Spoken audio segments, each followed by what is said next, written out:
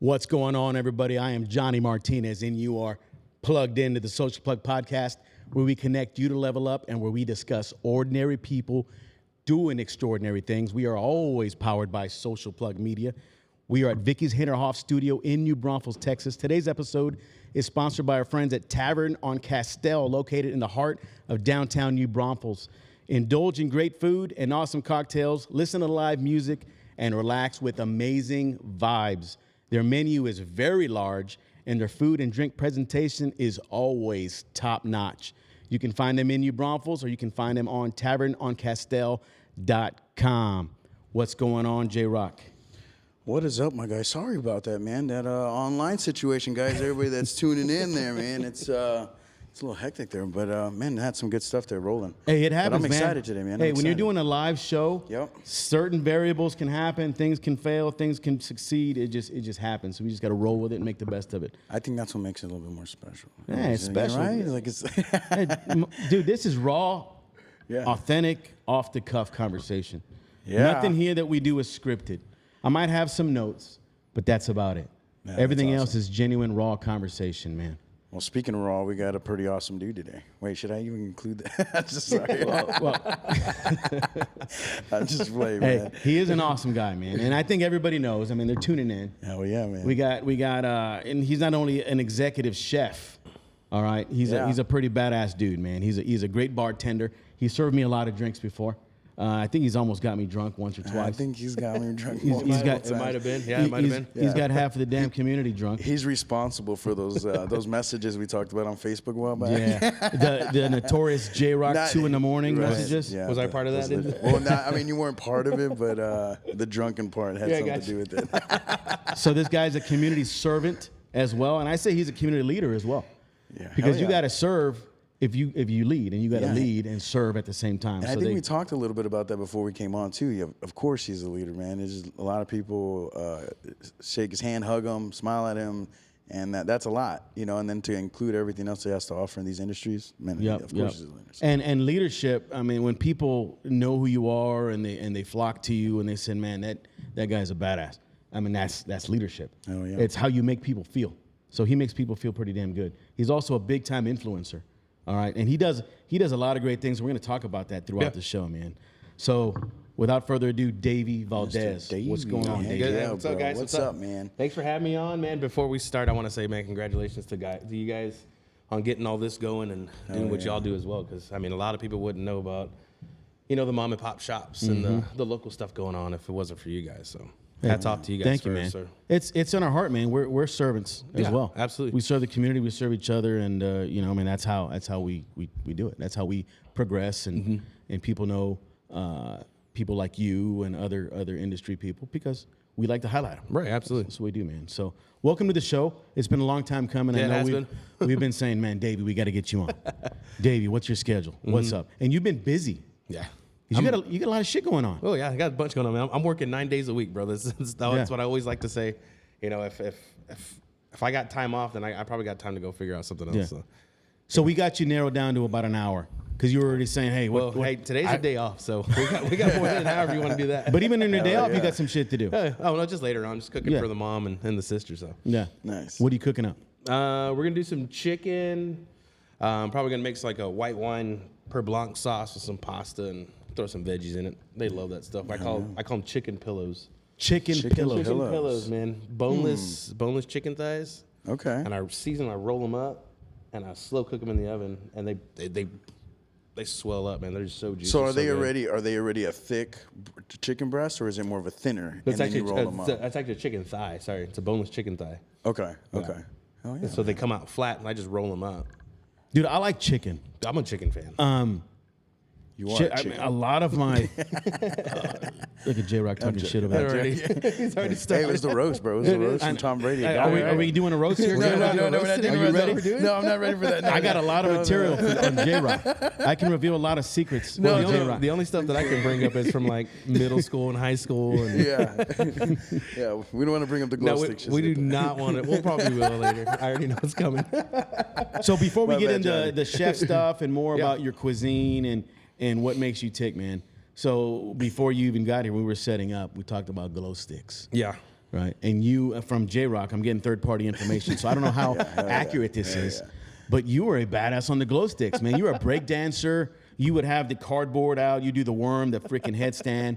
You do all that stuff. Yeah, but that was back in the day. So that was before the bones are a little fragile now than what they were before. So yeah. No, but we had this thing where we looked it up, and I think me and my buddy Josh Villa, actually, we were like getting into that stuff, and we started watching. I guess it's called Fire Poi. Okay. Because where originally those guys, they would have like the chains of the ropes, and they'd set those little balls on fire and they'd swing them around and stuff. I was like, well, I'm not going to do that. But so what we did end up doing was we bought glow sticks, and we'd tie them onto like shoestrings at first and learn how to do that.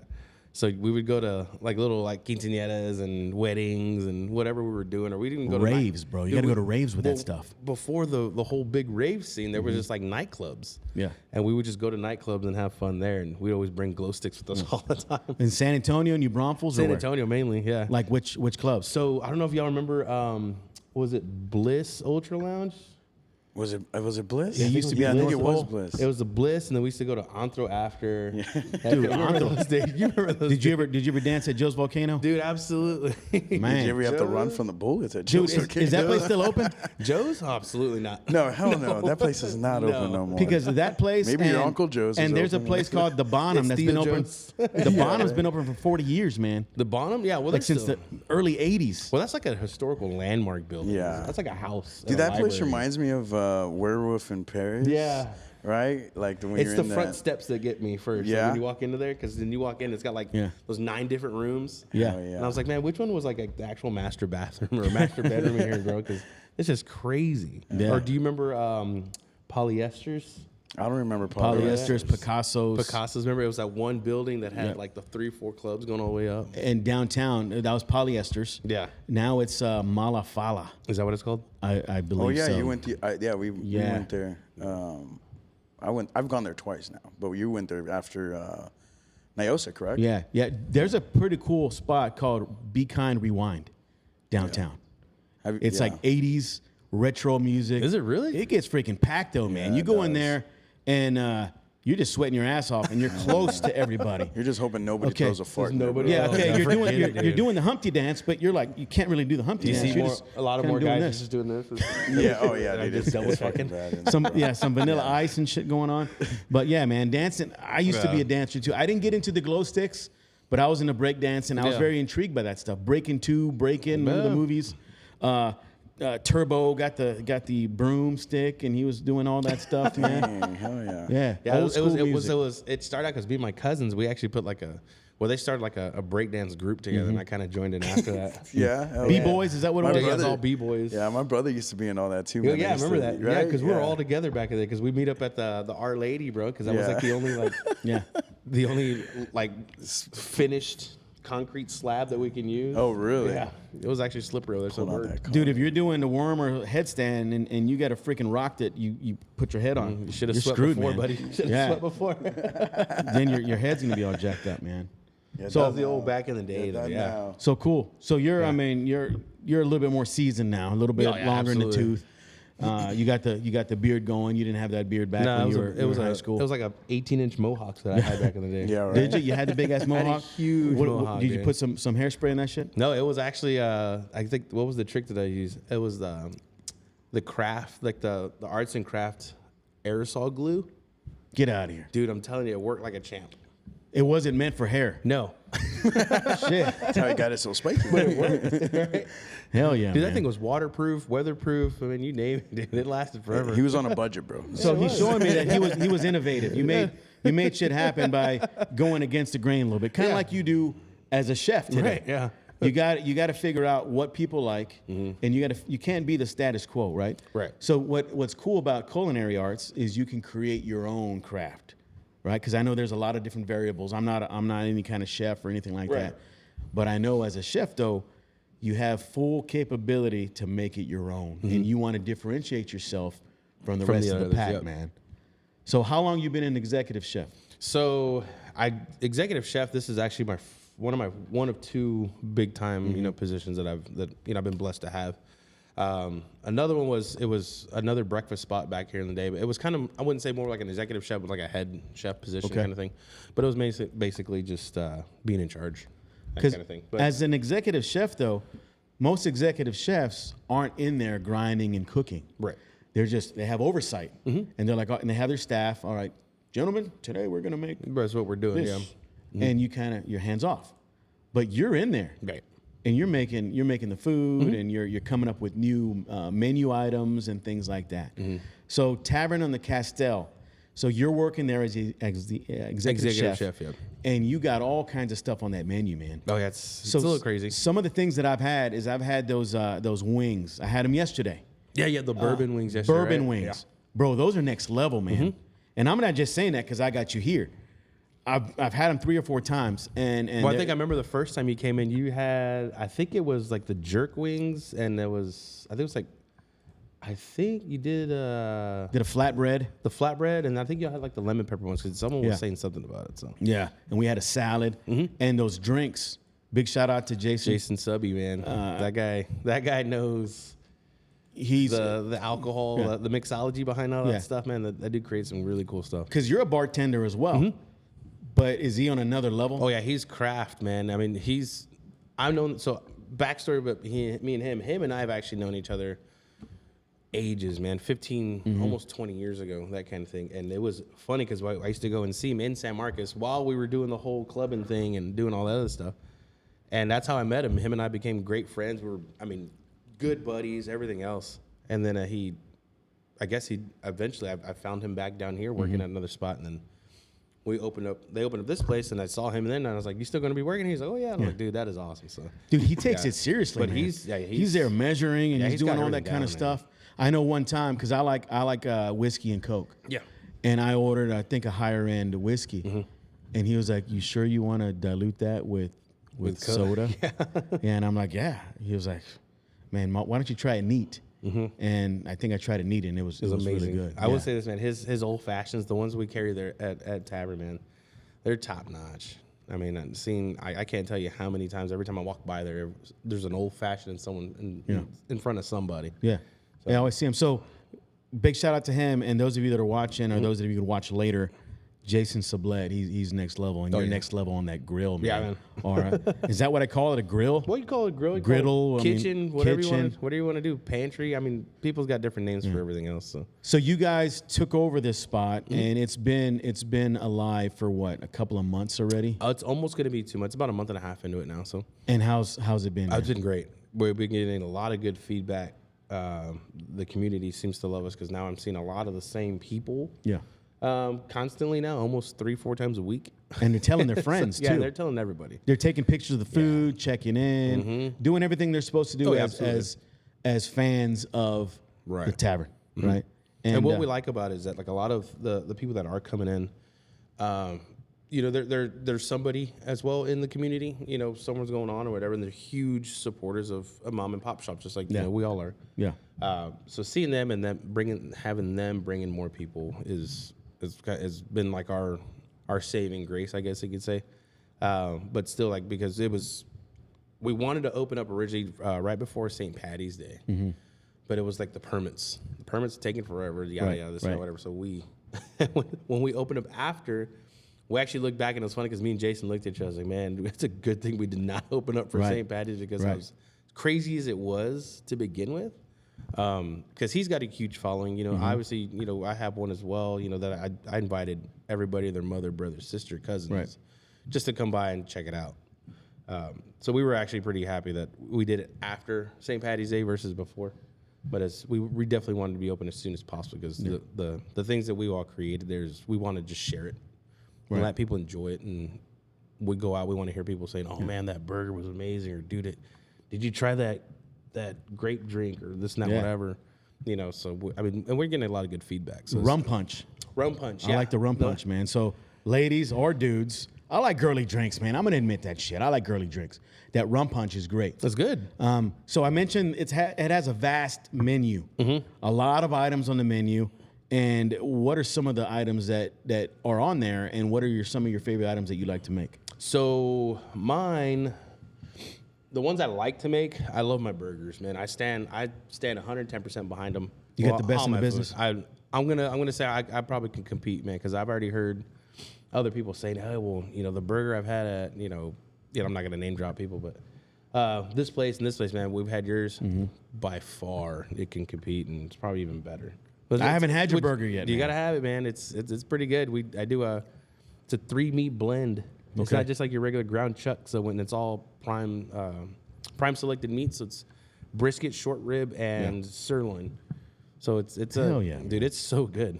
Yeah. And then the bread, and you add everything else, all the flavors. All the flavors. Yeah. Dude. So one of the ideas that we did with the menu that I wanted to go into was I wanted to. If we were going to be a good, local mom and pop shop, I wanted to source locally. By locally, I mean in Texas. So a lot of the product and all the food that comes in from my distributors is all, Texas distributor, Texas produced ingredients.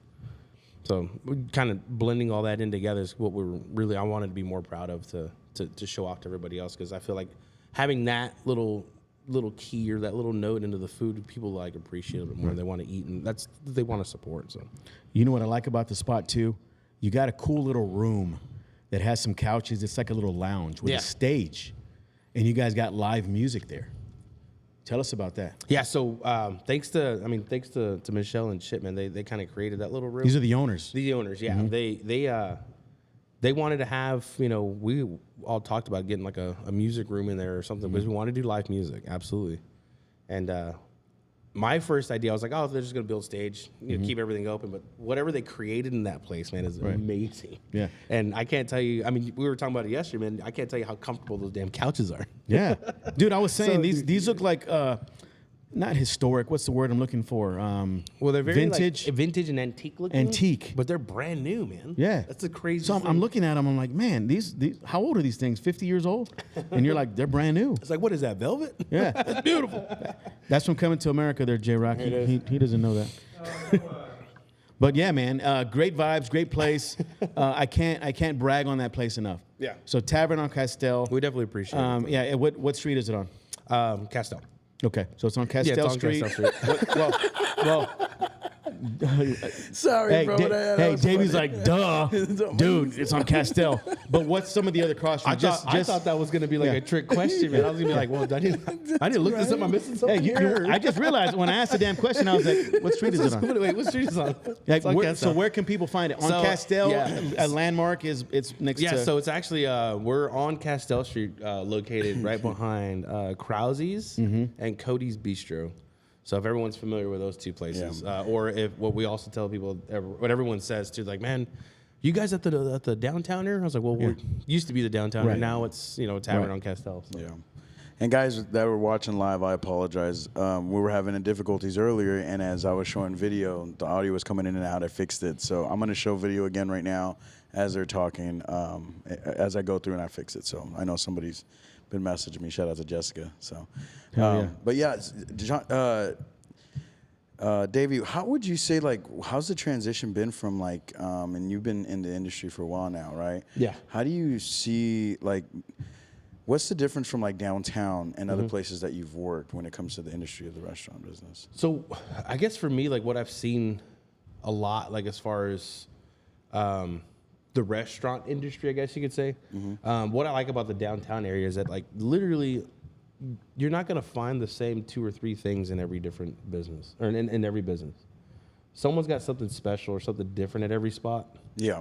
And I think that's to me, I think that's a little more inviting, because if people don't know what they want to eat or do whatever, it's like, well, let's go walk around, let's go take a look, see what's going on, or see what's doing what. You got the pizza rolls at Callahan's that people talk about. Then you got bootleggers killing it with those pizzas too, man. And Oyster Bar, the breakfast shots, the oysters, doing all the great things over there too. So like I said, Scores has, I actually was told yesterday, like, hey man, your club sandwich is good, but you still got to work on beating Scores club sandwich. I was like, man, now I got to go try this club sandwich, dude. I was like, I didn't think a club sandwich, something so basic, would be like, all right, no, someone's better. I was like, what?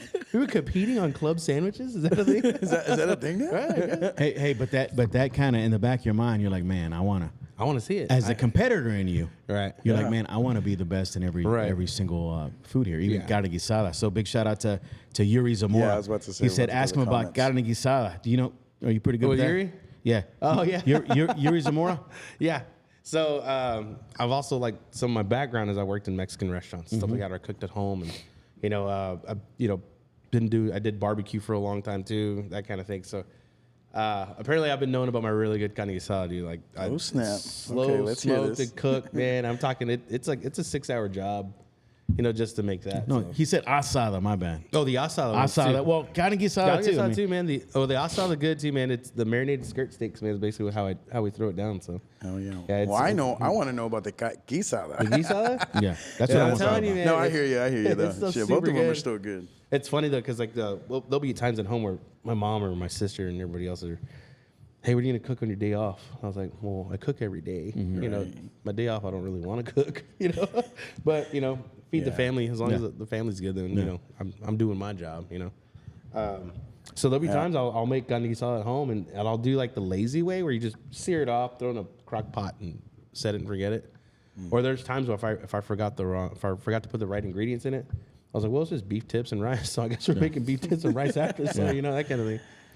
But everyone talks about the carne guisada that I make too. Then they said, hey man, you need to start putting that on menus or something. I was like, well, that's more of like a family kind of item. Yeah, man. Like friends and family get that first. Invite me when family gets around. Oh, yeah, no, I we want will. to go eat that shit. No, we call it eating poor sometimes. But I'll make that on the side, but we always do like bean and egg tacos for dinner. Yeah.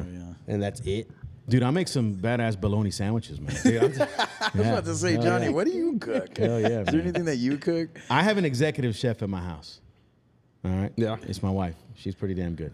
So Jesse Miranda says he is also a great pit master. Yeah. Yeah. Hell yeah, bro. Tell us about that. And actually, shout out to that guy, because if I didn't have that opportunity to learn from him, I wouldn't have known anything. I would have just still been your typical backyard barbecue like J-Rock. griller. So that Jesse guy. Miranda is like Mr. Miyagi. Yeah, on the grill. Yeah, man, that dude definitely knew how to smoke some meats, man. I learned a lot from that guy. Hell yeah. And still do to this day. Like we're making phone calls to each other and text messages, or if he's the guy, because he does a lot of caterings and stuff like that too. And I always tell him, hey man, if you need help, man, call me, because I never sleep anyway. So, and him and I were used to doing 3 a.m. Start shifts and stuff like that, and So get everything going. we talked about carne guisada. So for your tortillas, do you get them at HEB or do you make your own? I will say this: I have never made my own tortillas. Oh, man. Never have. Really? Never have. That's one thing I haven't done Well, yet. with HEB, I don't think you need to. Those damn Dude, things are good. We've actually Yeah. had Yeah. a discussion with me and my mom about which ones they like more, is either HEBs or the New City bakeries. Ooh, that's actually a really good one too. And that's a good one, dude, because theirs are really good. Shout out Bad Boy Ben, man. Dude, yes, they are killing with us. I mean, I can't tell you how many times where I'm getting off work and I'm getting a text message that, hey, can you pick up a couple dozen? Yeah. On the way Yeah. home, I'm like, yeah, I got you. Yeah. I was like, I know we're gonna do something with this. So, Dude, so what inspired you to start cooking? What was it, Jesse Miranda or what? I mean, what? well, that who was inspired it? that inspired the barbecue game. The cooking. I mean, growing up, my mom always used to make jokes about it, because she's like, man, that kid, when he was like 9, 10 years old, he was just cooking at home, doing whatever, and I never slept, so it was always at night when everyone's asleep. That way, no one bugged me or I didn't get in trouble or anything else. And they said they used to wake up hearing the dogs go crazy and stuff like that. They look outside and it's me feeding my dogs while I'm jumping on the trampoline at 4 o'clock in the morning, that kind of thing. So it kind of just been like a more a love for it than anything else, and kind of just kept going with it. So you were how old when you started cooking? I was like maybe 10, 11 years old when I Shit. started cooking. So we had a guest, Adam Smith, all right, from Lazy J Cajun. Yeah. I asked him the same thing, right? Yeah. He said he was cooking since he was 3. Dude, honestly, it sounds about right. And I said, get the fuck out of here, because man. him and Josh, yeah, absolutely. 3 years old with Dude, diapers on. I wouldn't doubt it, dude. I wouldn't doubt. I mean, he's probably sitting there throwing individual crawfish right in water and just watching it, man. Oh, that's I had to hilarious, pause there. bro. I said, It's a 3 years old. come on, man. Serious question. How, and yeah, he went on and he said, Yeah, no, I was no, 6 3. months old when I started learning how to make eggs. What movie is that? I've been smoking since I was 3 or something like that. Oh, shit, man. Oh, Yeah, hell man. no. So that's pretty cool. So yeah, no, it's kind of been more of a love for cooking and the arts, I guess, of culinary. Yeah, yeah. So that kind of thing. But I get a lot of satisfaction like seeing people that I cook for kind of just sit there. You'll be talking all day, then when you start eating, it's quiet. Like I sit back, I look back at that, I'm like, dude, that means I did something right. You know, that was doing licking their something fingers and stuff. Yeah, Barbecue. that's it. Dude, either barbecue or they got carne asada over their face or something. Yeah. Hell yeah. But yeah, man. no, that's kind of been like my whole passion was cooking. You know, it was music as well. Growing up, played in bands, stuff like that. Justin J-Rock knows about that too. Fucking rocking out, bro. Rocking out. You play instrument or did you sing or what? No, I did a little bit of singing, played trumpet mainly in high school, that kind of thing. But then I was more of like very supportive in my friends and their bands and stuff like that, just show up. You know, I mean, I could play a little bit of guitar, not like, professionally or anything good, but that was about it. It was just kind of, I wanted to get into it. That kind of keeps me motivated to keep liking, the music industry and everything else. What kind of music did you play? I mean, was it a rock band? It's like metal music, yeah, basically. Yeah. Like freaking hardcore? Oh yeah, like yelling? hardcore. Or was it like Godsmack type? Well, I mean, everyone had phases. So everyone had like the new metal phase, which is like the Godsmack and all that other stuff, and the Slipknot and the Mudvaynes and all that other jazz, and then Godsmack. you got it right there. Look at that right there. Look at that. What's that? You can see that. It's That's his Godsmack. Right Godsmack here. logo. I was influenced by that music, man. Yeah. And J-Rock's heard me say this 100 times, man. 90s music was the best. Dude, it is. That's yeah. the culture, dude. I think that's the heart of a lot of music is that 90s era. Yeah. Breaking was cool. That was in the 80s. I love that. breaking, That old school. That's a classic though. That's right. You can't. That's staple. But when you started getting influenced, and when I started getting influenced was in the 90s. You had not only grunge, but you had country. You had gangster rap. Yep. You had hip hop. You had R&B. There you go. What's that? Death Row Records. Death Row Records. All that kind of stuff, man. Yeah. And so I think we're all kind of our path. If people our age, we took a lot of it from the 90s. Yeah. And we still listen to that shit in our cars. Oh, every day. Right? Every day. I feel like a lot of people, what happens is like you'll get into like your little moods, or if you're doing something, you're trying to stay productive and stuff like that. You feel like you need some music, some right music to keep you going. It's always like that 90s era. Some Tupac. Early 2000s, dude. Absolutely, man. That's like, why. No, I'm just playing. That's what you hear in the morning, right, Johnny? That's why.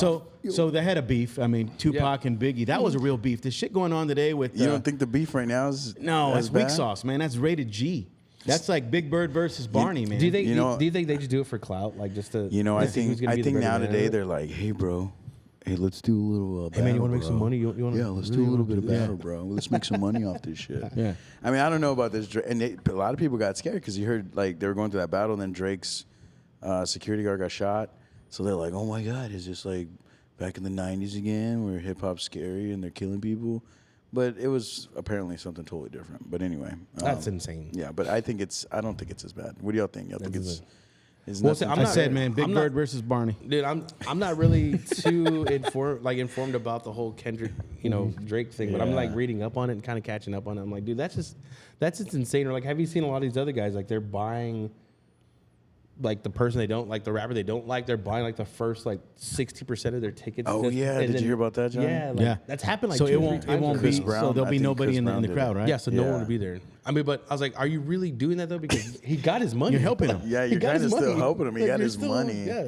Yeah, All you're doing is, But like- again, like, I mean, how do you feel if you're performing in front of just like a 9 couple people? when you're when you're supposed to be performing in front of almost Thousands. 16,000, Yeah. 20,000 people? You know what I mean? So Well, I guess it's like mentally, it's like Yeah. it'll change things up. I a would little just bit. get on the stage like, you motherfucker. Dude, even 90s comedy was great. And I love that comedy's coming back today. Yeah, it is, and everybody's bitching about this roast and With Tom Brady. Yeah, just Oh my what was her name? Giselle. Or Giselle Bundchen. Giselle? Yeah. Yeah, like everybody's saying that they feel bad for him. Like what? Like defamation No, of dude. character or whatever. I mean, Yeah. she's pissed off. I mean, she She's might paid, bro. She might have a she's paid. case. It I don't doesn't know. matter. Right. I mean, does she? Let's think about that. Does she have a case? They're talking shit on a public platform about her and her kids and their Because of an- relationship and stuff. I don't Because know. of an action she I created. mean, well, I don't know. I'm just saying she was invited to this thing, and she decided not to go. I mean, she could have defended herself, or anything, but everyone knows it's a roast. Yeah. And one thing I do love, because that you're bringing up like 90s comedy, like with stand-up comedians and stuff like that. At one point, everyone was afraid to say this or afraid to say that, afraid to say this, and then, I mean, shout out to Joe Rogan, like Tony Hinchcliffe, with them like bringing back a lot of this stuff now. Yeah. To where like now it's like it's not like a cancel culture in the comedy world anymore. They kind of just keep saying whatever the hell they want. I think that's getting stomped out. That woke shit. That cancel I'm culture. so glad, dude, because there was even in our industry, there's certain shirts I couldn't wear, or because someone's gonna get offended, or whatever I'm cooking. If I didn't have vegan or gluten-free options, or we're never gonna support your business. Bad review. Yeah. I was like, I got a vegan option. It's called a salad. Right. Bro, yeah. If you hey, I'm sorry. Nobody should feel sorry for me when I go out and eat, because I can't. Like I'm learning what I can't eat. Right. And I'm like, it's me choosing to eat that. Yeah. You know what I mean? So choose a salad if you need to. I forgot where I was gonna go with that too. Like, go ahead. It'll come back to me. I'm sorry, Jay. No. Comedy, man. Comedy. You had Chris Rock. You had Eddie Murphy, Martin Lawrence. You had the Kings of Comedy. You had all this kind of stuff. So what I was going to go with that is, even people online right now are like upset that they made jokes about Aaron Hernandez. It's like, what? Like, stay away. Exactly. Yeah, exactly. Stay away if you're going to get offended. How about someone tell Aaron, hey, you probably shouldn't have done any of that. Yeah, you probably shouldn't have killed anybody. You probably shouldn't have killed anybody. Because now, I mean, now we shouldn't talk peace, bad I guess, about but, murders I mean, and still, man. talk bad about rapists or talk about anything like that. I messaged the Kick Rocks crew and I was like, hey, should I buy this shirt and wear it? And it's Crippler, if you know who Chris Benoit is. And he's like this. It was a signature deal, like, and he's all bloody face, Chris Benoit. Yeah. And for y'all out there viewing that don't know who Chris Benoit is, he was a professional wrestler, and he actually murdered his son and his wife, his family, man, his family, and then committed suicide, right? And then committed suicide, And so, like, I was like, should I buy the shirt? And they're like, dude, if you wear that shirt out and wrestling fans notice you, I'm like, and I'm like, yeah, that would be bad. And then I'm not gonna say who it was, but one of the guys was like, so would it be? It's funny you say that, because I actually do have a shirt that I've been questioning about wearing. I'm probably gonna wear it anyway, because me personally, I think it's funny, just like the way it's set up. So it's O.J. Simpson and his wife, and it's one of those, like, just hell yeah. I mean, one of the very popular photos of them just walking out of somewhere, and it's got a stamp over O.J. and it says liver, and it's got a stamp over her. It's got a stamp over him, and it says alcohol, and then a stamp over her, and it says liver. I said I might just start wearing that when I'm working at the bar. See, that one's not that bad. It's either, not bad, but it's like you bring that stuff up, Yeah. someone eventually is going to be like offended by it. Oh yeah, so and that's also what we're saying. Like, it's that bad to where people are gonna get offended with the shirt you're wearing, right? The hat you're wearing. I got a hat that says "Make America Chingon Again." Like, I was scared to wear it when I first bought it, but it was a George Lopez hat. He was like, talking towards Trump, obviously, back in the day. But that's ridiculous, But comedy, I love that it gets that deep. And if you don't like it, then you actually get the choice to pick what you want to watch. Then you don't have a good sense of humor. Sorry. That too, man. And I love that you can choose your own sports team, you can choose your own music, you can choose your own restaurant, your own wings versus a burger, versus whatever, man. Because you're not going to please everybody. No, you're not. No matter how hard you try, no matter how nice of a guy you are, and how much you give back to the community, and how great of a dad you are, someone's not going to like you. Exactly. Or like you as a mother, whatever, man. So we need to stop being so handcuffed on our decisions and things. Oh, someone's going to get pissed. Someone's always going to get pissed no matter what. No matter what. You can make the best damn wings that's ever been created. And someone's going to say, man, those aren't as good as so-and-so, as Wingstop. Whatever. I mean, it's craziness. Yeah. So with me, I always felt like, you got to learn how to feed the masses, but still find that gray area to keep it like your style is what it is. So like I said, with me, like I've had to come up and I try to be super creative as possible when it came to the menu at a tavern of what I wanted. And it was kind of just fit that basic bar menu, food style kind of thing, but I wanted to take it up a whole nother level, quality kind of stuff. And people were like, man, the wings are good, the burgers, those flatbreads. Everyone thought we were just gonna do pizzas. I was like, no, we're gonna change it up. We're gonna do flatbreads. We're gonna, and it's not even like an actual like flatbread where I'm using non bread. We're kind of toasting that first, so it's a little different. I would like some chips and salsa though, man. I'm gonna be honest. It's with on you there right now. Is it? Yeah. Just single chips and salsa? Well, I can do that for you. Okay. That's no problem. You can ask for it. That shit just happened. You can ask for it. You want chips and salsa? I'll put it on there. Hell yeah. That's my For you favorite, guys, man. Chips it and is. salsa. Hey, my salsa made from scratch too. So Hell yeah.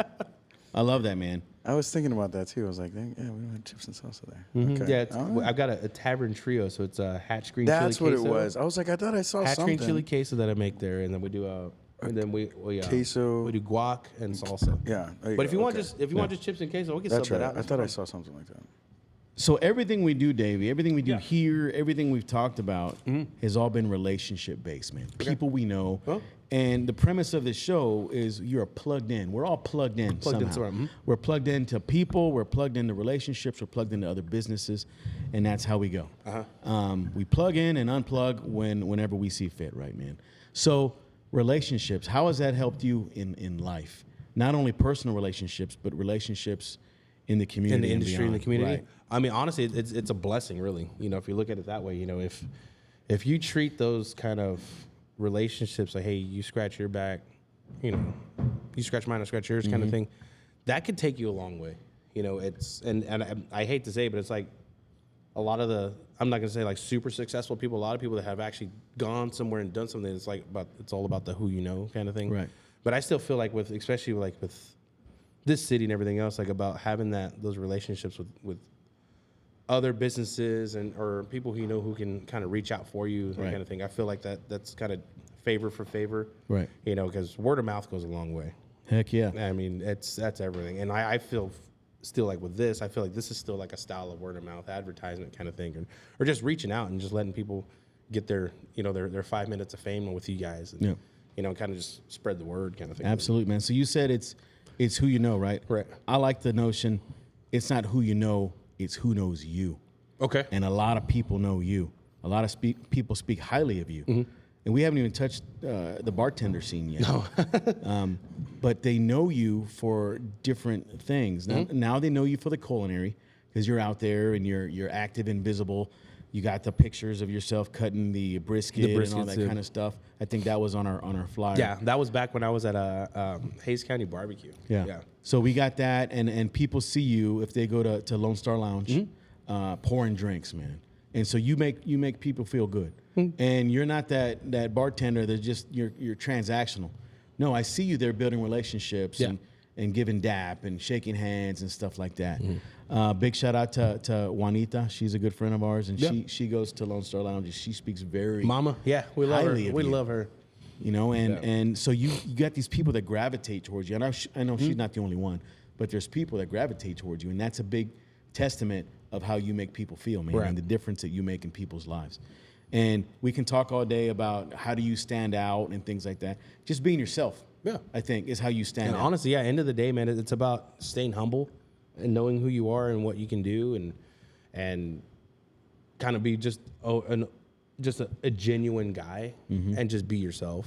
You know, just that's the only way people are gonna know who the real you is. Right. And they start to figure out, you know, how this guy ticks every day. Yeah. What he does, you know, how motivated he is, and this is by being yourself. Right. You know, and reaching out to people, helping when you can, that kind of thing. So Right. Absolutely, man. So You can tell, you know, I don't know if we can talk about it, Davey, it's up to you, but I remember there was a situation you had one time at when you were working at a bar downtown, and you had gotten injured. Yeah. Does that affect you today with everything that you do with your hands? Yeah, so they're actually I guess the side effect to it, or like the effect after is psychological. yeah, well, not really psychological.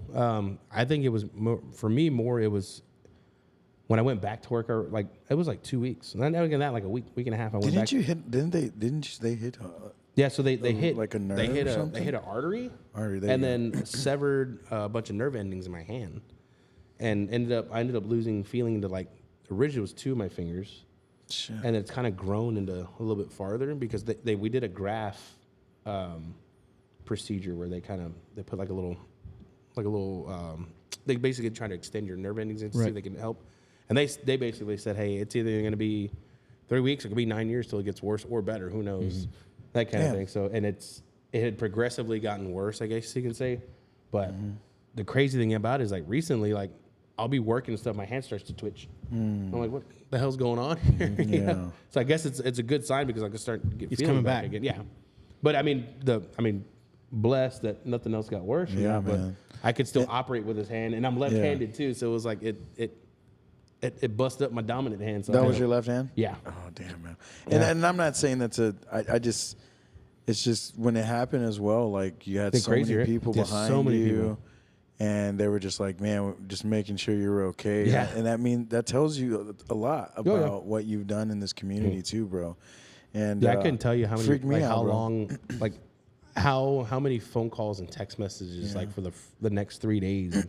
I was people there, man. I was finding freaking out. out. Oh, yeah. I You was were there there. that day, man, and I didn't obviously see it, Right. but I mean, you heard everything, and it was just, man, that was scary. But even then, everyone was like, man, we seeing you jump over a bar like that, to break up help break up a fight. That's kind of Yeah. crazy. He's like, we've seen you like had to kick people out or at other places and stuff like that. He's like, but actually seeing you get into something like that is insane. Was that guy obviously swinging a knife? Like when he was swinging the knife, was he just going wild because of what was going on, or he was specifically going towards? I can't say if it was intentional or not or what, and I don't know how it came about, but before you know it, I mean, I see people in a fight, and before you know it, all I hear is knife, and I'm like, oh, here we go. Did you feel it right away? No, that was a sharp knife. Yeah, because I mean, I remember again, I'm pro wrestling, but I know in other things too. When I was playing football and got a pole stuck in my leg, when I got up, I didn't even know it was in there. It was there, yeah. And my cousin's like, dude, what the hell? You have a pole in your leg. I'm like, oh shit, I had no idea. How the hell did you get a pole in your leg playing football, man? My mom's trailer, they had just put the concrete sidewalk. Yeah. You know how they put those plungs on the side? I guess, and it was night when we were playing football, and we had just moved in, I think, or something. And I guess one of them was still out. So my cousin tackled me. My cousin Snowy, it's so funny. He tackled me, and I just I landed, and I got up, and like nothing, and I'm like in the adrenaline of playing, tackle football. Yeah. And they're like, oh my God, your leg. And I just, dude, the first thing I did was pull it out, and they're like, my mom, they're like, you don't do that, like, and it was crazy. You're supposed to leave it in there, bro. Yeah, exactly. And I didn't, but my reaction was like, oh my God, get this thing out of me. Yeah. So anyway, and I had a gash. I still got just a big old scar from it. But yeah, that's how that happened.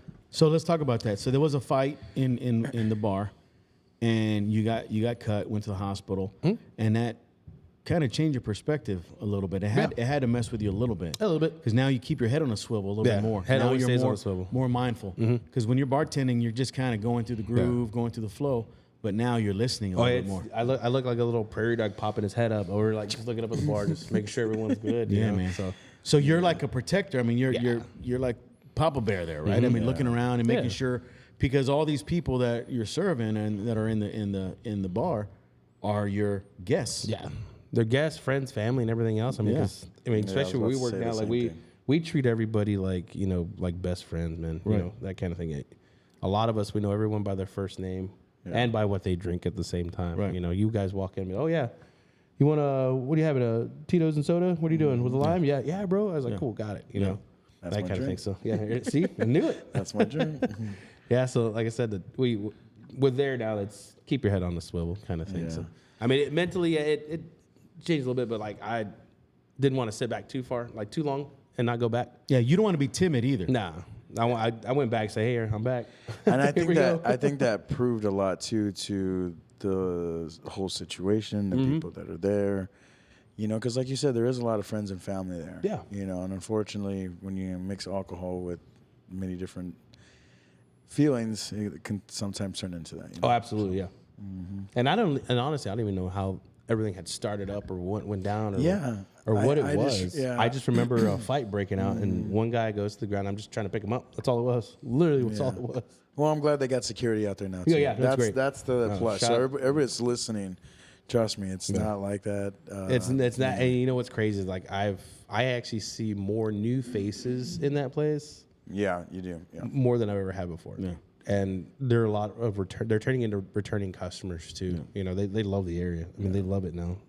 They're having a good time because I think that stigma of what it was before is gone. Yeah. They're almost gone. They're like, oh yeah, it used to be so this and that, whatever. Yeah, I'll be real with you. I was a little nervous to go in there. Yeah. And now it's not so much. No, it's like I think it's gotten a lot better. I'll tell you that much for sure. So big shout out to Richie. He keeps a good bar. So he keeps. Oh no, he's a great man. No, Love Richie, man. He's my boy. Yes, sir. Oh yeah, man.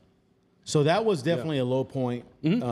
What other low points, man, that you encountered that have changed your life, man? Yeah. And, I mean, this is from when you were a kid to now. Low points, man. I mean, I can't really. I mean, I might have had maybe a few couple Struggles, yeah, challenges, that kind of thing. I mean, it was more of like one was like trying to figure. I mean, I had a few points in life where I figured I was like, man, is this going to be something I really want to do for a living, or do I have another calling that I haven't reached out to yet, or haven't figured it out yet, that kind of thing. And the way I was raised, like with my mom and dad was work, keep your head. Keep your head in the game. It keeps you from getting into trouble. Keeps you busy. That kind of thing. Support the family. Always know friends and family. Family and friends first. That kind of thing.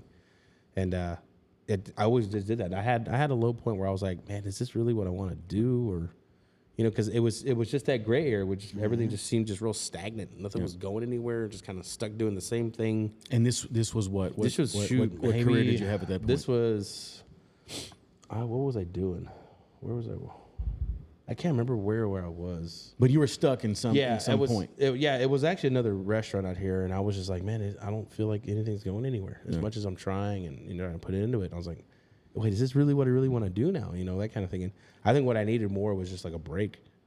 I think mentally it just wasn't there anymore. Like I didn't have that drive or figure out really what I wanted to do. And then I think after I initially had a break because I left. I left and I worked at a temporary job.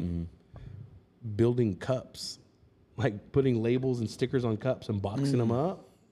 I did that for like 5-6 months. Like a Great American Products. Yeah, that's exactly where I was at. Is that where it was? Yeah. Okay. Yeah, that's exactly where I was at. And I was like, I gotta find something to do, like keep myself busy and that kind of thing. And then went through that and got back into cooking again and ended up loving it. Like Is that your loving calling? it way more. And I figured out, dude, that's my calling. Like that's what it is.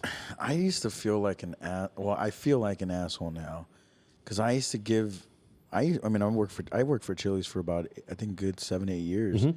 When I got out of there, I used to get like, shout out to my older brother. I used to feel like an asshole because I used to tell him, bro, what are you doing in the restaurant still? Right. Like, what are you doing? And then over time, I'm like, he fucking loves this. He loves it, yeah. He loves the fact that that's his art and people are obviously eating it. You know what I mean? And That's a good way to look at it. You're an artist. It's a craft. You're creating stuff. Yeah, hell yeah. And that was kind of like, I was like, dude, you're a fucking idiot, dude. Yeah. Like, why would you even?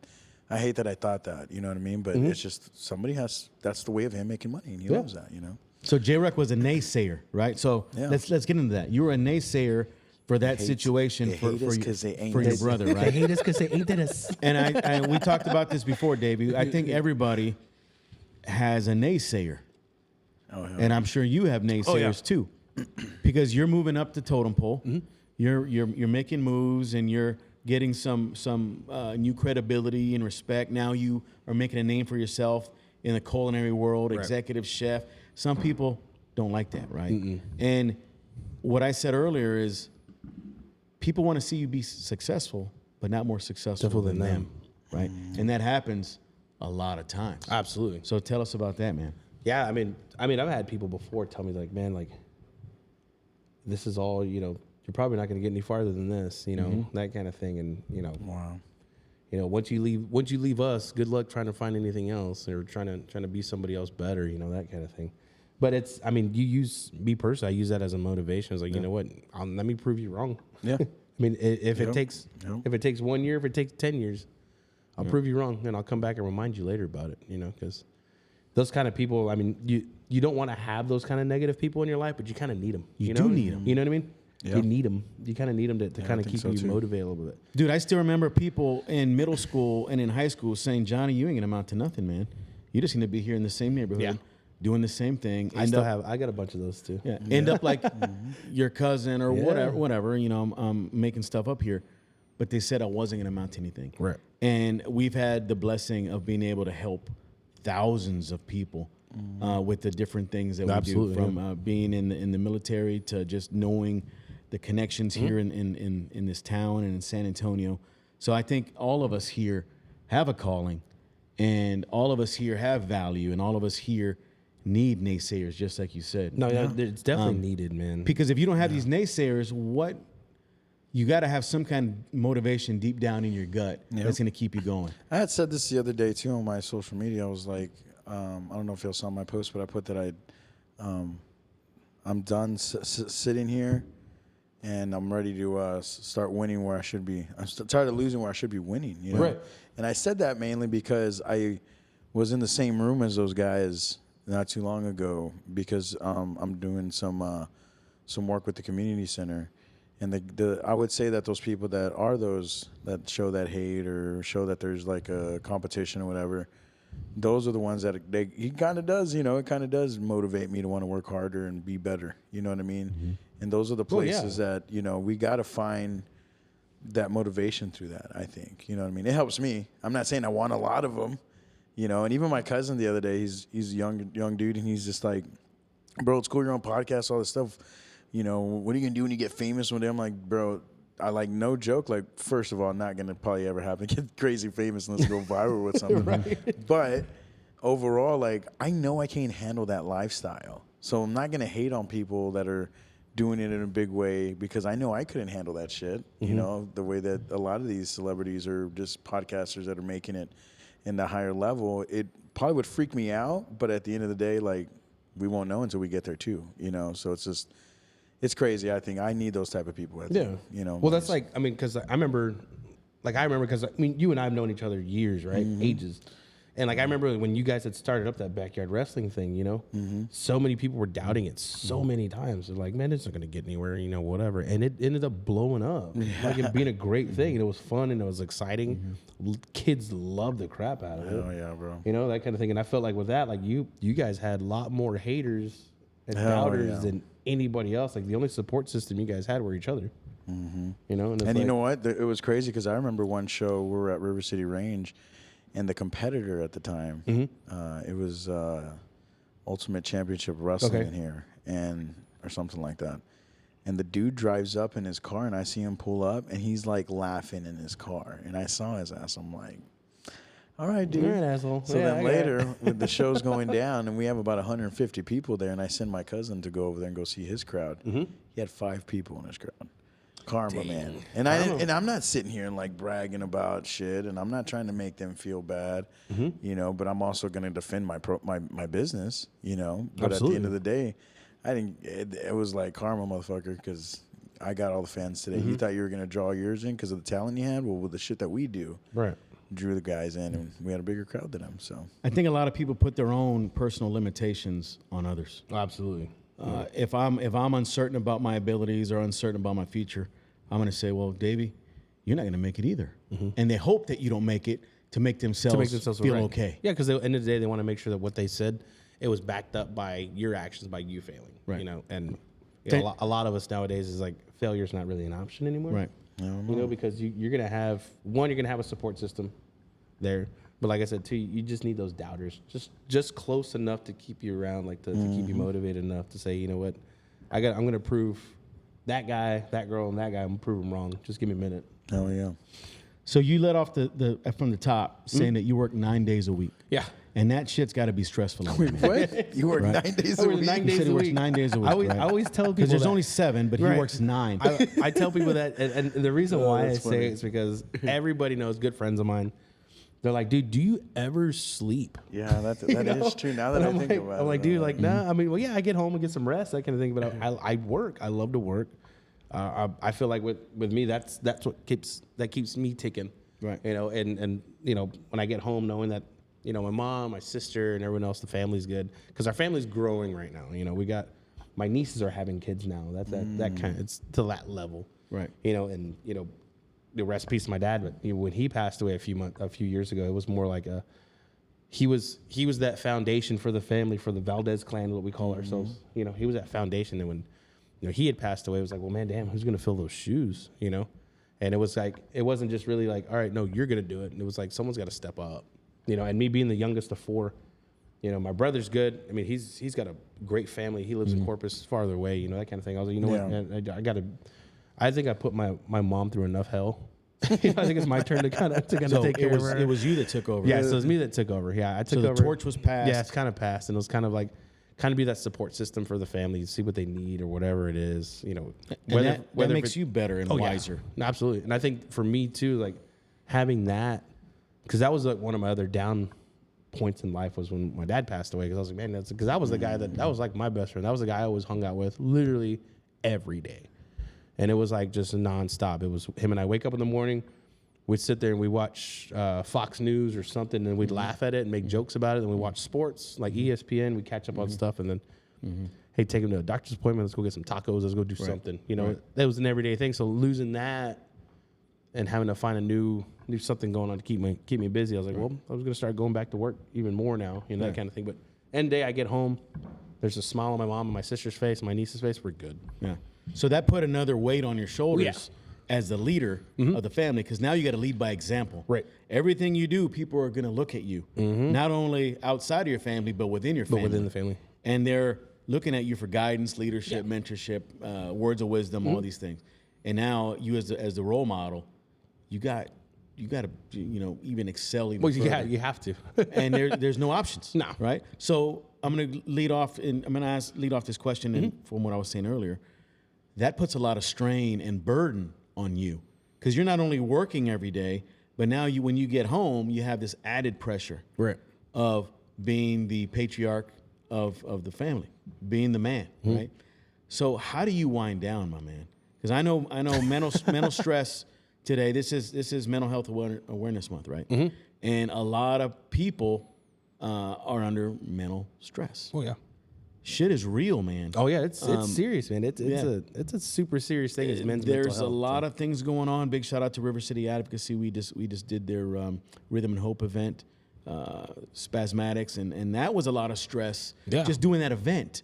But I can imagine their clients that come in for counseling and for mentorship and things like that. So how does Davey Valdez wind down, and how do you cope with all these different moving parts? Well, I mean, mainly it's I get home and it's kind of more of like a decompress time, you know, that kind of thing. I mean, big shout out to my girlfriend Jana though. She's always been like a backbone for me as well, doing a lot of stuff that I do, and she knows that when stuff gets serious or super stressful or anything else like that, she's got my back and everything. And we've got a dog together. Her name's Micah. So that with her, I mean, usually we're all hanging out. That dog keeps both of us kind of sane and in together. So it's kind of like a service dog a little bit, without being a service dog. Yeah, but we call her a little fat cow. She's a black and white, mixed breed. Right. But other than that, man, it's like being around like friends and family is what helps with the mental health kind of thing, because we usually on my time off we'll go play like that beer league softball or we'll do something, Yeah, because you're an athlete too. Yeah. Well, I'm not going to say athlete, but it's. Well, I mean, you play sports. Yeah, I play sports. So, I mean, I'm kind of an athlete too. I mean, I bowl sometimes, or I mean, you can say. Well, see, that. I just pitch, so I don't have to like run much. Yeah, that kind of thing. Yeah. But I do wear a helmet to save the face. So. Oh yeah, man. So you got a lot of shit going on in your life, and I commend you for being able to juggle it all. Yeah. Is there ever a balance? Is there such thing as a balance? Dude, honestly, yes, there is. Yeah. When you take a step back and you look at the big picture, and you know that you got these lifelines kind of running with you the whole way through, and this is what you signed yourself up for. You do find a balance. You find that gray area, that kind of thing. And like I said, at the end of the day, like you got people who support you. Is kind of like the big help too, because like if they all know that, hey, if you ever need anything, phone call away, that kind of thing. So you got a pretty good support system. Oh yeah, too. man, absolutely, man. I got a great group of friends, family, girlfriend, everything else, man. It's a great thing. So hell yeah. But it definitely keeps me ticking. But because I've always had conversations like with other guy friends of mine and stuff like that, where we've talked about like the mental health thing, right? And usually you go up to the guy, hey man, you doing all right? Yeah, I'm good. That's all it was. They're always gonna say I'm good. They're always gonna say I'm good, or yeah, I'm all right. Whatever. But like it's more of like. I feel like the question that should be asked is, hey, are you okay? Like here, are you good? Are you all right? That kind of way. And I feel like that when that barrier gets broken, then you can really figure out how, if they really are, what you can do to reach out to other people and help out and that kind of thing. So absolutely, man. So as we kind of wind down, I'm gonna ask you a couple of questions. Yeah. Davey Valdez, I know you're strong, bro. Yeah. What is your weakness? Weaknesses, man.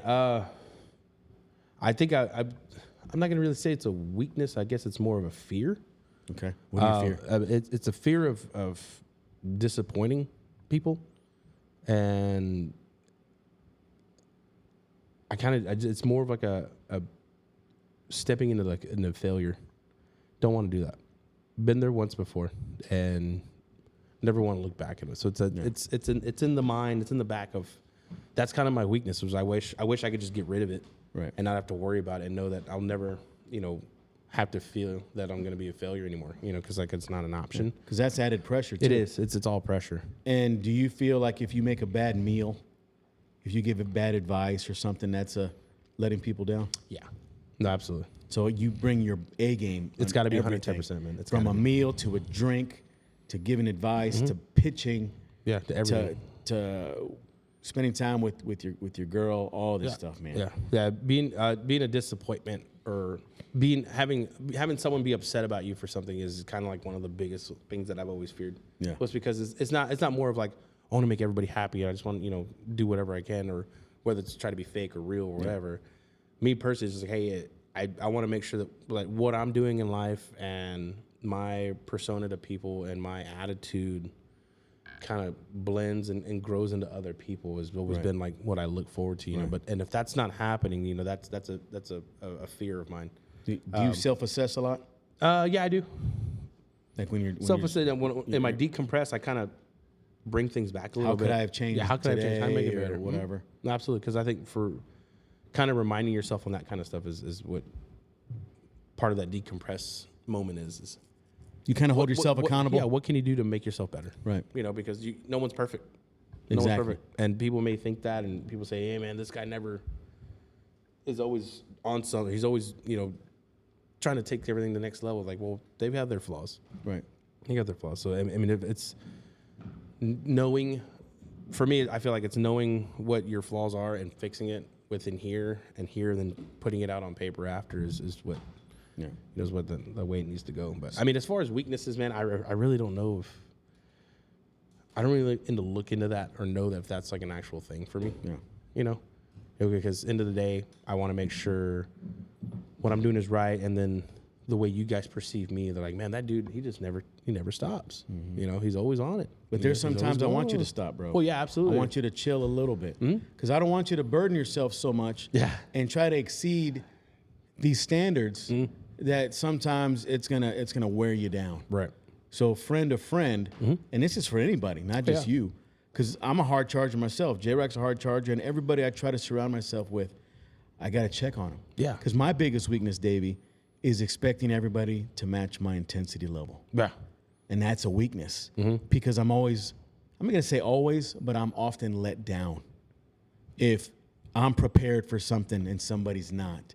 If I'm going 100 miles an hour and they're going 70, I expect people to be like that, but I'm always kind of disappointed. I got you. But that's a weakness of mine, and I don't know if I'll ever get past it. So that's just something that is always on my mind, and I need to get the fuck over it. Yeah. Because not everybody is the same. No, we're all custom, and we're all custom. Everybody has priorities. Everybody has a different level. Well, everyone's got a different story to tell in their life. Everyone's got a different story, Right. And people say, man, I can't do what you do. I was like, yeah, you could. You could definitely do it. Yeah, you could. Just got to put your, you got to motivate yourself. You got to put your foot down and just do it. Right. But I'm not gonna ever sit back here and say, oh, you don't do what I do. You can't do what I do. Right. Like, so I don't want to hear your problems because you don't know how many problems I have. Right. Exactly. Everyone's got their own problems. They deal with it differently. Yeah. We all go down a different path. Exactly. But end of the day, it's the same finish line. Yep. Exactly, bro. It's a marathon, not a race. Exactly. So with that said, how do you? What kind of advice would you give for an aspiring chef, an aspiring entrepreneur, somebody who's just trying to get their name out there to make a difference in the community? What do you have for them? Man, if I can give them any advice, man, it's get your hands dirty, get in there, try new things. Don't be afraid of it. Do not be afraid of trying new flavors and mixing things up. If it's bad, it's bad. Yeah. You never know until you get it right. So, other than that, it's that's the thing about the culinary world, man. It's educate yourself and try, and it's a hands-on industry, that kind of thing. You're gonna get cut, you're gonna get bruised, you're gonna get burned, you're gonna get tired. There's gonna be plenty of days where Red Bull should probably sponsor you because you drink enough of it. That kind of thing, C4. It's something, man. So like I said, with culinary guys, cooks and chefs, line cooks and everything else, man. Start from the bottom, stay humble, and just know that one day you'll get it figured out. You know, that kind of thing. Like with my menu, like we've had a few talks about like a few items that didn't go well, that did. That's how we figured out the whole pig wing situation on our menus. You know, I was talking to Chip about it, and he was like, man, there's this place that they had these thing called pig wings, you know, so whatever. And I was like, pig wings? I was like, well, what's that? You know, and he kind of explained it to me, and I looked it up, couldn't find it. I literally could not find it anywhere. Really? I found turkey ribs. Turkey ribs? Yes, dude, turkey ribs. I found that. I found a whole bunch of crazy stuff, and then couldn't find it. So we ended up talking to my guys. Are they even that big? The turkey ribs? Like, I'm trying to think about it. So what it is, it's the flat of the wing. Oh, okay. It's the flat, and they make them in rows. Okay. And that's how you cook them. That's just the craziest thing. So then pig wings with us, I was like, dude, I couldn't figure it out. So end up buying like pork shanks and just cut the uppers off, French cut them to where the bone's on, so it looks like a lollipop. Smoked them and tossed them in sauce, and sure enough, I mean, I think you had them already, right? Yeah, it's on your menu, bro. Yeah. Yep. Yeah, so it's like this. Like, I mean, that's more of like when it comes to being an aspiring cook and chef and everything else in the industry, especially out here, is like, dude, don't be afraid to try it. Don't be afraid to try something different. No. Because that was the concept with us on the menu, was like, I wanted to keep it as basic and normal as looking like from everybody else, to keep that gray area happy. Because with me, I'm like, you know, eat with your eyes first. You know, if you want to see a good menu, right? Okay, man, this looks good. You know, these sound like something that I gotta be comfortable with eating. Yeah. But then they get the food, they're like, whoa. Yeah. Didn't know this bread could taste like this, or I didn't know that, you know, sauce could taste like this. Yeah. You know, that kind of thing. So, I mean, with us, like I said, that was just one of those fears that we had at first. It was like, well, I don't know if this is gonna work or not, you know. But in this industry, it's like you got to take that chance. You have to. That's you got to go with it and support it, back it up 110% until it's wrong. And the pig wigs work, man. The pig wings are great. Yeah, they work. Oh, I was going to ask, so what does somebody like Davey Valdez go and eat and find his pleasure in food? So my favorite food is like Southern style food, boils. Asian food is like my go-tos. Okay. So I go and bug Josh at Lazy J's all the damn time, bro, because I can't get enough of that stuff. Since 3 years old. Dude, right? No, that was Adam. Oh, that was That's Adam. My bad. I think Josh been cooking since he's been like 6 months or something like that. Who knows? But yeah, I go bug them all the time to go eat that. And He had shit in his diaper and he's cooking some eggs. I wouldn't doubt it. he's sitting there chugging on a bottle while he's like, you know. The one of Bebe kids. Remember the Bebe kids? Well, he said he started drinking at Bebe 7. kids. One of the Bebe kids always had a full diaper. Can't stand him, baby kids. Yeah, that man, and Asian food. I mean, I get it. I'm a big fan of seafood.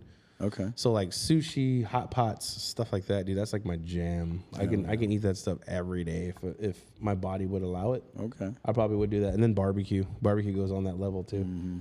So I mean, shout out to a lot of the guys I go and see all the time, and because me and my buddies, we try to go to like the top 50s all the time in Texas.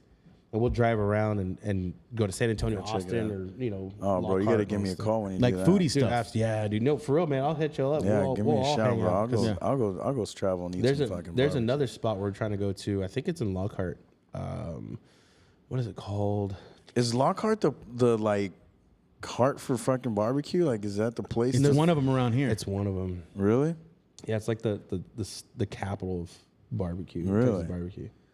Okay. Yeah, like, dude, honestly, you go out there, it's like, there's just one strip of road, dude. There's like 8 or 9 almost like barbecue spots. Just keep driving all the way down, yeah. Dang.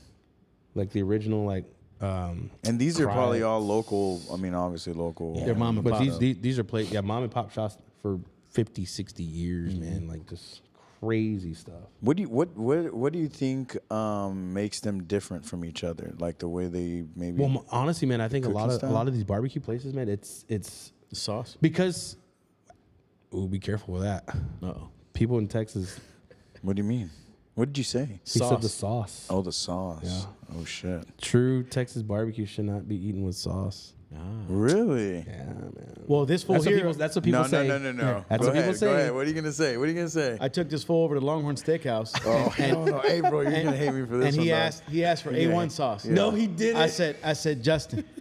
I Hey, bro, this was before I my. said, shut up, bro. I said, Was that's a Was this direct before insult. the palate was was created. You never go to a steakhouse and ask for damn A1 sauce. Hey, bro, I didn't. Okay, so like we didn't. I remember eating steak when we were younger, but nothing like to where you go to a restaurant. He used to eat it well done too. Yeah, You do, dude, really? Back in the day, yeah. So what do you eat your steaks at Oh, now? dude, mine's got to be walking still. Like, Yeah, it's bloody. like and I need to medium cut it in, and if it's still mooing, I'm good. Oh, yeah. No, I'm good with oh, medium. yeah. Medium's good. Medium's good. Yeah. Bro, one day, and this is me being young and like new, like Right, living on my yeah. own, bro. Like and seeing that you can go buy your own steak. I went to H-E-B and I'm like, give me your.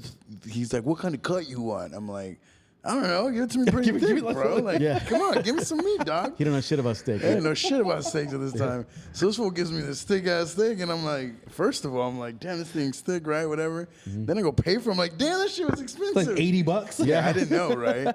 So then I take it home and I fucking trying to cook it. I'm like, what am I doing wrong here? Yeah. You know, and I ended up cutting that shit in half. I will say this: And then I've had to been cook it guilty that of way. asking for steak sauce. Anyway, but that's, I've been guilty I used to do A1 once or all the twice. time. They will say, Yeah. I didn't really do like the A1 or like the Heinz 57. I did like, hey man, y'all got any like Worcestershire sauce back Okay, there? that's a little different. It's just like a That's different. Wait, what is it? Worcestershire sauce? How do you, Yeah. I mean, I don't. Worcestershire. Worcestershire. I call it "Where's your sister" sauce. Where's your sister's Yeah. sauce? This is the best way to It's say a little it. I don't know. marinade, but Little- A1 yeah. sauce. It's just like a it's just is like a vinegar based like marinade. That's Yeah. all it is. Yeah, I thought A1 was only for like steaks too, but I started seeing people eat with chicken, and then this dude eats it with broccoli. I put Yeah, A1 broccoli, sauce yeah. on all my stuff. I put it on my sandwiches. So dude. I do. I put that shit on everything. So I do, and it's crazy, but it's like there's also like a European thing where people do fries and mayo, right? Yeah. So I do fries and mayo. Yeah, No. they do fries and they'll do like mayo and ketchup mixed together, or just like keep Oh, them okay. separate. But I've seen people that do mayo and A1 on top of their fries. Yeah. I've done that, and that was actually pretty good. Or dipping your doesn't fries sound over good. at Wendy's into the little Ice frosty. cream. Oh, and the fries. Oh frosty. yeah, Oh, yeah, that's absolutely. the DQ days for me too. Yeah. When DQ changed their fries, I was a little upset. Yeah. Wait, they changed their fries? Almost went on They're strike. skinny. They They're used to be skinny the now. skinny, but now Yeah, they're yeah. the steak fries. No, Okay, no, they're bigger now, right? yeah. I'm out on that. yeah, I think that's. What But every DQ is different. If you go to DQ down in San Antonio, or I remember No, one you're time. right though. It is It's different. No, I, it is. Really? I remember in St. Louis, so there's a Dairy Queen in St. You Louis. should, I'll tell you about the one in New Jersey. And my mother-in-law asked for tacos because Okay. Dairy Queen here sells tacos.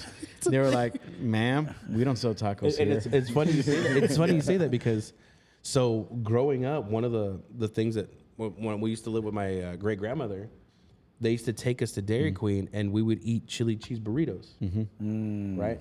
So that was the one on Landis Street that used to carry it, the chili cheese burrito. chili cheese burrito, and then we went to the other one across from Adobe over here. And they didn't have. They it. didn't have it. Right. And I was like, "There's no way." I was like, "So what the hell's going on here?" Yeah. So then we would go back to the one on land, and they're like, "Oh, well, this is a seasonal item now." I was like, "Seasonal?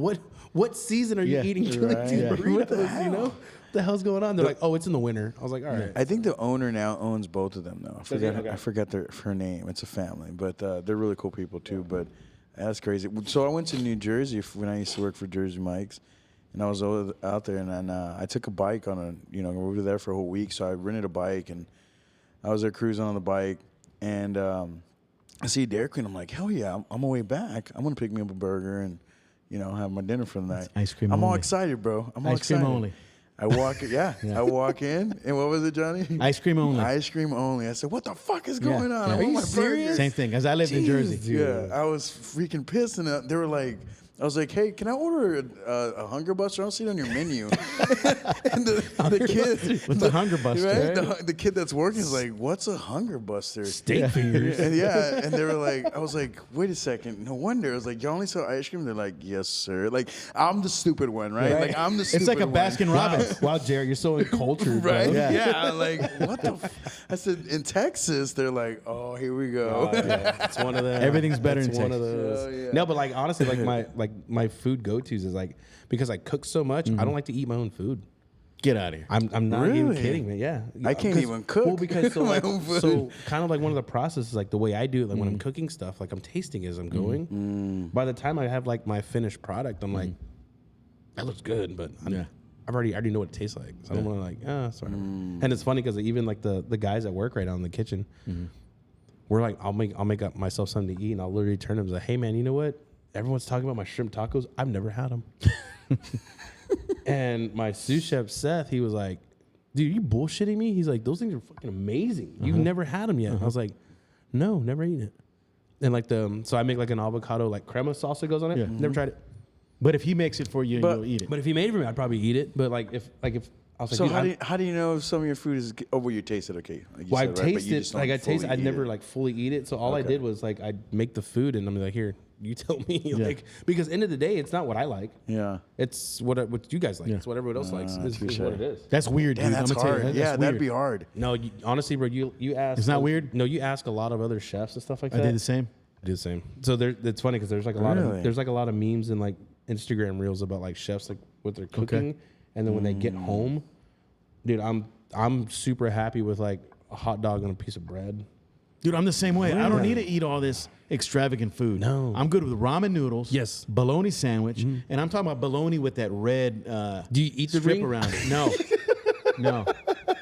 The old school bologna, just one bread, put it in half. Dude, no, I'm talking Put a little like- A1 sauce on it. No, I'm talking about you good. give me a bag like a sleeve of like saltine crackers and like those Vienna sausages, those And you small just eat ones, those- or like the you eat potted the meat. shit out of that? I'm good. Yeah. Like I step up my ramen by adding an egg in it, thinking I'm cool. Oh, hell yeah, no, I do the same thing. You know, that's I it. do the same thing. Little soy sauce. Yeah. Other than that, I mean, like even at home, like I don't do like the extravagant cooking. The only time I do it is when my mom's craving something or my sister wants So something. you don't take your work home. No, Right? You don't take your don't work take the home. work home. Well, I stopped doing that and I got fat, so I need to Yeah. bring basketball back in my life. Get back into there. I'm playing tonight. That's what happens, bro. It's funny because I saw like Sean and everybody else. They're posting on their stuff that they're starting to play ball again. Yeah.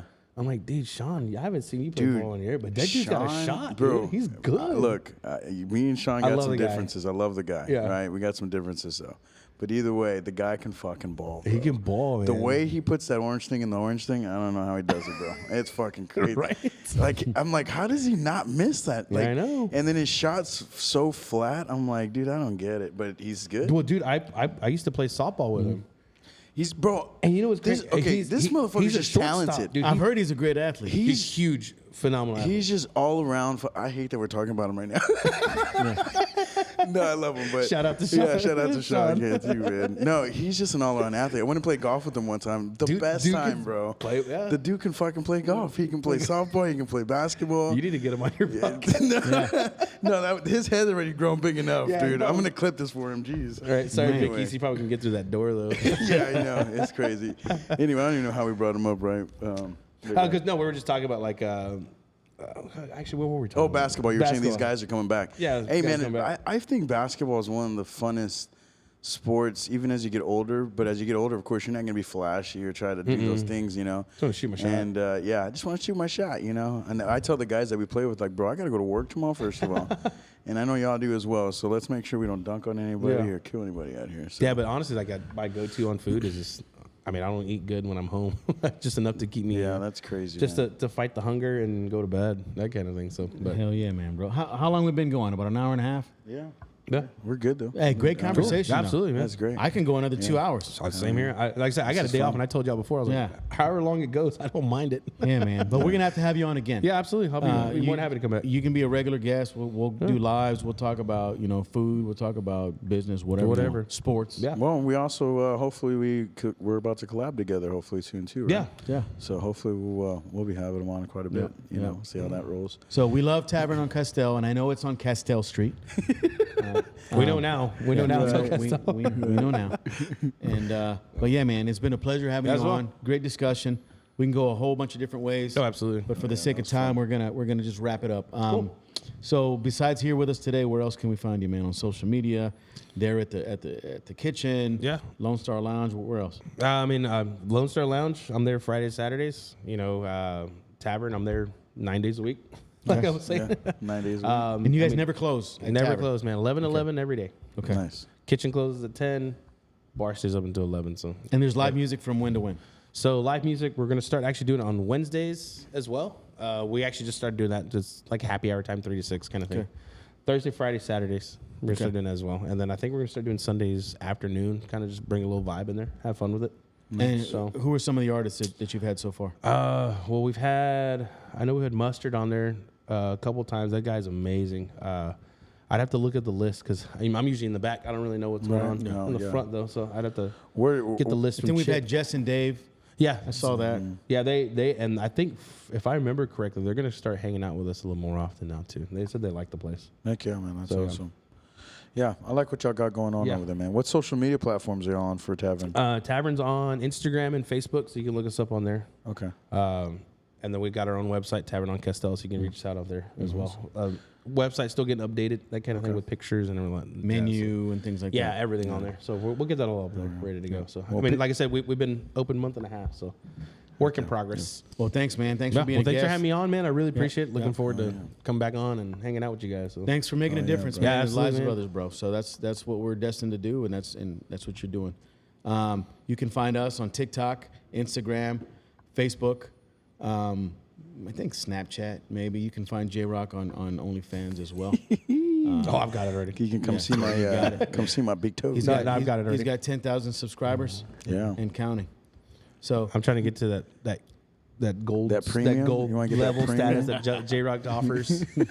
Trying to get there. But yeah, He's so expensive, those of you man. that were watching, we love you guys. Thanks for chiming in. Thanks for supporting us and our platform. We highlight ordinary people doing extraordinary things, and big shout out to Michelle and Chip for what you're doing in the community as well. Today's episode is sponsored by Tavern On Castell. Yes, sir. So keep doing great things and keep that menu flowing. You keep that menu flowing. Yeah, keep absolutely. those damn wings and the barbecue chicken and flatbreads. Everything's and all that coming, going, man. Yeah. Big shout out to Jason Sublette. Keep the drinks flowing, man. We love Absolutely. it. So with that said, we are unplugged from the Social Plug podcast, and we'll see you next time.